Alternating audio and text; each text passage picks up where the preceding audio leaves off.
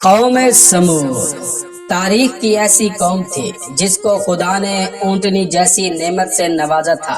یہ اونٹنی دنیا کی سب سے بڑی اونٹنی تھی۔ انہوں نے اس اونٹنی کو قتل کیوں کیا اور آسمان سے وحشتناک آوازیں کیوں بلند ہوئی؟ اس قوم کا کیا انجام ہوا؟ آج ہم آپ کو قرآن مجید کی آیات اور روایات کی روشنی میں قوم سمود کے بارے میں ساری معلومات دیں گے۔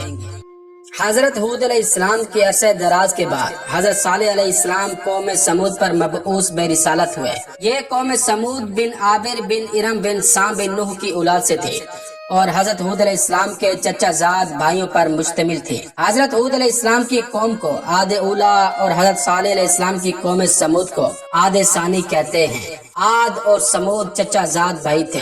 جس وقت عاد اولا پر عذاب نازل ہوا تھا اس وقت عاد ثانی یعنی قوم سمود بے مقام حجر میں مقیم تھی جو حجاز اور بلاد شام کے درمیان واقع ہے۔ جب قوم عاد بالکل تباہ و برباد ہو گئی اور ان کی ساری زمین خالی ہو گئی تو قوم سمود نے اس پر قبضہ کر کے اسے آباد کیا۔ قوم سمود کے لوگوں کی عمریں 600 سال اور زیادہ سے زیادہ 1000 سال کی ہوتی تھی۔ حضرت صالح علیہ السلام 16 سال کی عمر میں مبعوث بے رسالت ہونے کے بعد سے 120 سال تک ان میں تبلیغ کرتے رہے، لیکن انہیں اس مقصد میں کوئی خاص کامیابی نہیں ملی اور چند افراد کے علاوہ کوئی ایمان نہ لایا۔ قوم سمود بہت سرکش تھی۔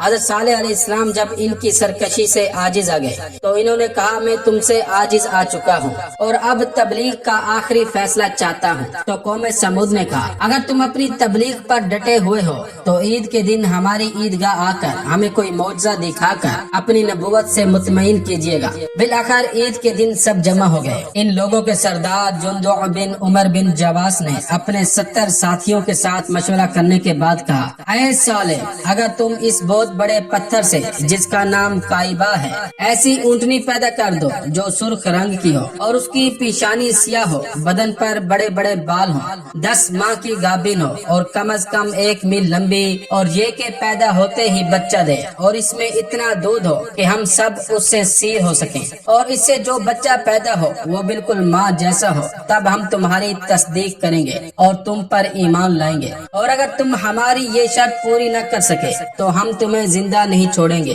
یہ سن کر حضرت صالح علیہ السلام نے فرمایا کہ اچھی طرح وعدہ کرو کہ اگر تمہارے کہنے کے مطابق اونٹنی پیدا ہو گئی تو تم ضرور ایمان لاؤ گے، اگرچہ تم نے جو بات کہی ہے ہمارے لیے بہت دشوار ہے لیکن ہمارے خدا کے نزدیک کچھ بھی نہیں ہے۔ ان لوگوں نے کہا کہ ہم جو وعدہ کر رہے ہیں وہ اٹل ہے۔ اس کے بعد حضرت صالح علیہ السلام نے خدا سے اونٹنی پیدا ہونے کی درخواست کی کہ اس پہاڑ کے بطن سے اونٹنی پیدا فرما دے۔ ابھی حضرت صالح علیہ السلام کی دعا کے الفاظ ختم نہ ہوئے تھے کہ ایک مرتبہ پہاڑ میں تھر تھری پیدا ہوئی اور ایک بہت ہی شدت کے ساتھ آواز برآمد ہوئی۔ اس کے بعد پتھر شگافتہ ہوا اور اونٹنی پہاڑ کے بطن سے باہر نکل آئی اور فوراً گھاس چلنے لگی، اور لوگ جو اپنی آنکھوں سے اس عجیب و غریب واقعے کو دیکھ رہے تھے سخت حیران ہوئے۔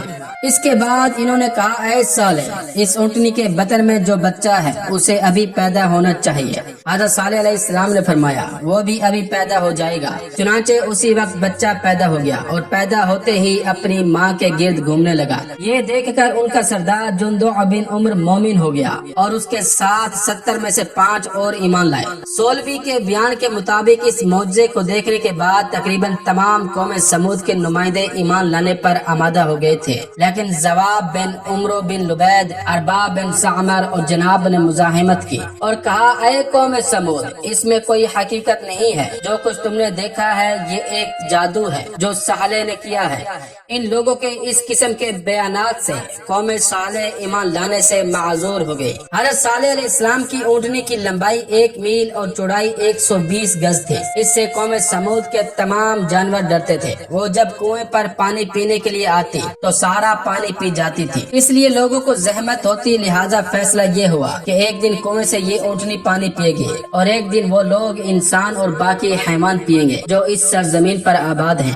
چنانچہ ایسا ہی ہوتا رہا یہاں تک کہ 30 سال کی مدت گزر گئی۔ مورخین کا کہنا ہے کہ یہ اونٹنی جب اس کنویں پر آتی تھی جو ایک روایت کی بنا پر 20 قامت انسانی گہرا تھا یعنی بے انتہا گہرا تھا، تو اس اس کا پانی منہ تک بھر جاتا تھا اور یہ اونٹنی سارے کا سارا پانی پی لیتی تھی۔ پھر وہ جتنا پانی پیتی تھی اتنا ہی دودھ دیا کرتی تھی، جس سے قوم سمود کے 7 قبیلے سیراب ہوا کرتے تھے اور اس سے مکھن نکالتے تھے اور مختلف قسم کی تجارتیں کرتے تھے۔ ایک روایت میں ہے کہ اس کے بالوں سے دوسرے ممالک میں خرید و فروخت کرتے تھے، یہاں تک کہ کافی مال و دولت اسی اونٹنی کے ذریعے سے فراہم کر لیا۔ تاریخ سے واضح ہوتا ہے کہ حضرت صالح علیہ السلام کی اونٹنی کے متعلق قوم سمود میں 2 قسم کے خیال والے لوگ پیدا ہو گئے تھے۔ ایک وہ لوگ جن کا شمار عوام میں تھا اور وہ اس اونٹنی سے فائدہ اٹھا کر اپنی زندگی سنوار رہے تھے، اور ایک وہ لوگ تھے جو اس علاقے میں پہلے سے برسر اقتدار تھے اور مال و دولت کی فراوانی انہیں حضرت صالح علیہ السلام کی اونٹنی سے فائدہ اٹھانے کی طرف متوجہ نہ ہونے دیتی تھی، اور وہ اس کے وجود کو برداشت کرنے کو تیار نہ تھے۔ انہیں یہ خیال تھا کہ حضرت صالح علیہ السلام کی اونٹنی سے جو فائدے عوام حاصل کر رہے ہیں، انہی فوائد کی وجہ سے وہ ہمارے اقتدار کو اس طرح تسلیم نہیں کرتے جس طرح کرنا چاہیے۔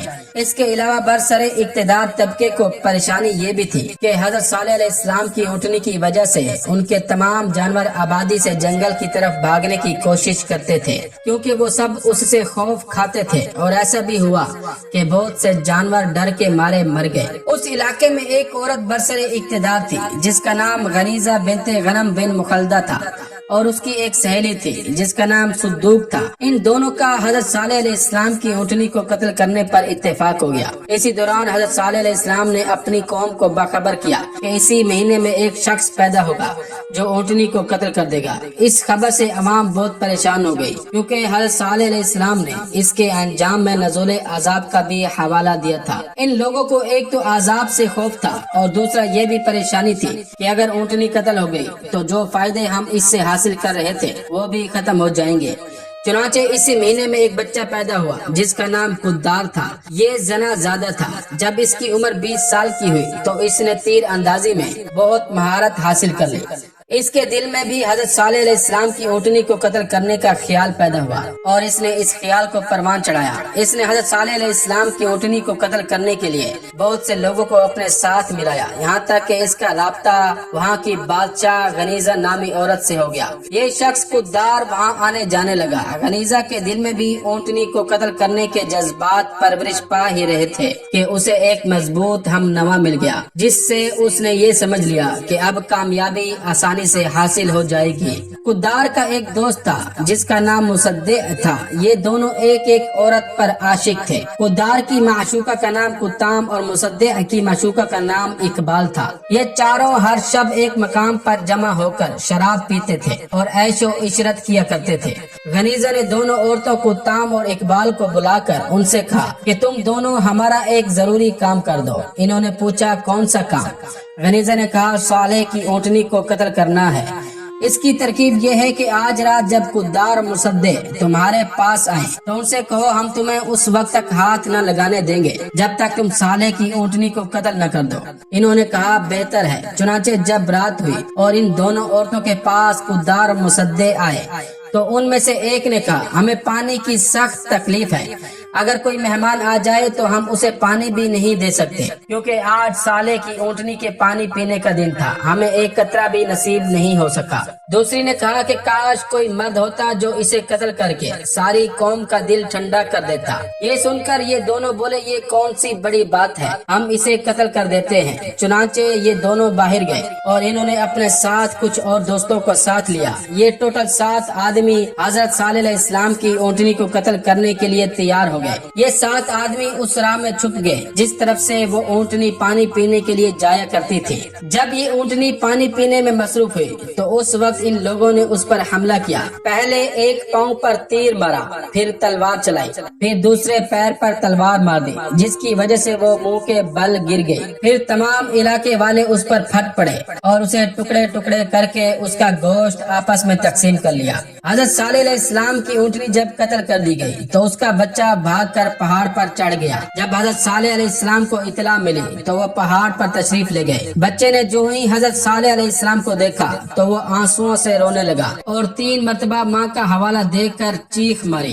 हजरत सालेह अलैहिस्सलाम ने फरमाया, ऐ लोगों, ऊँटनी का बच्चा 3 मरतबा चीखा है, अब 3 ही दिन की तुम्हें मोहलत है। 3 दिन के बाद तुम पर अजाब का नज़ूल शुरू हो जाएगा। कुरान मजीद की सूरह हूद आयत नंबर 65 में इरशाद होता है, पूरे 3 दिन तक अपने घरों में जिस नेमत से चाहो इस्तेफादा करो और जान लो कि इन 3 दिन के बाद अजाब इलाही आके रहेगा। ऊँटनी के बच्चे के बारे में कहा जाता है कि जिस पहाड़ के शुगाब से उसकी माँ पैदा हुई थी, ये उसी में जाकर गायब हो गया। लेकिन बाज ने कहा कि उन लोगों ने माँ को कत्ल करने के बाद उसके बच्चे को भी कत्ल कर डाला। और हज़रत सालेह अलैहिस्सलाम ने फरमाया, ऐ लोगों, तुम लोगों ने खुदा की मुखालफत में हद कर दी है, लिहाजा अब अजाब के लिए तैयार हो जाओ। हज़रत सालेह अलैहिस्सलाम ने जब लोगों को अजाब से डराया तो कोई यकीन नहीं कर रहा था। हज़रत सालेह अलैहिस्सलाम ने फरमाया कि मैं सच कहता हूँ। तो लोगों ने कहा, फिर इस अजाब की अलामत बताओ। हज़रत सालेह अलैहिस्सलाम ने फरमाया कि इसकी अलामत यह है कि एक दिन तुम्हारे चेहरे जर्द होंगे, फिर दूसरे दिन सुर्ख हो जाएंगे, फिर तीसरे दिन सियाह होंगे, उसके बाद अजाब नाजिल होगा। फिर ऐसे ही हुआ, एक दिन उनके चेहरे जर्द हुए और दूसरे दिन उनके चेहरे सुर्ख हुए, जिससे ये लोग बहुत घबराए और रोने पीटने लगे। और तीसरे दिन उनके नजिस चेहरे बिल्कुल सियाह हो गए। जब अजाब के नुमाया आसार पैदा हो गए तो हज़रत सालेह अलैहिस्सलाम अपने ईमानदारों को हमरा लेकर शाम से फलस्तीन की तरफ चले गए और वहीं मुकीम रहे। हज़रत सालेह अलैहिस्सलाम के चले जाने के बाद अजाब नाजिल होना शुरू हो गया। एक ऐसी आवाज आसमान से आई कि उसने उन लोगों के दिलों को टुकड़े टुकड़े कर दिया और ये सब के सब मर गए। कुरान मजीद की सूरह हूद आयत नंबर 67 और 68 में इरशाद होता है, लेकिन जालिमों को सीह आसमानी ने घेर लिया इस तरह से कि ये चीख निहायत सख्त और वहशतनाक थी। इसके असर से वो सब के सब घरों ही में जमीन पर गिर कर मर गए। वो इस तरह मरे और नाबूद हुए और उनके आसार मिट गए कि गोया वो इस सरजमीन में कभी रहते ही न थे। इसके बाद आसमान से आग बरसी थी और सबको जलाकर खाकस्तर कर दिया था।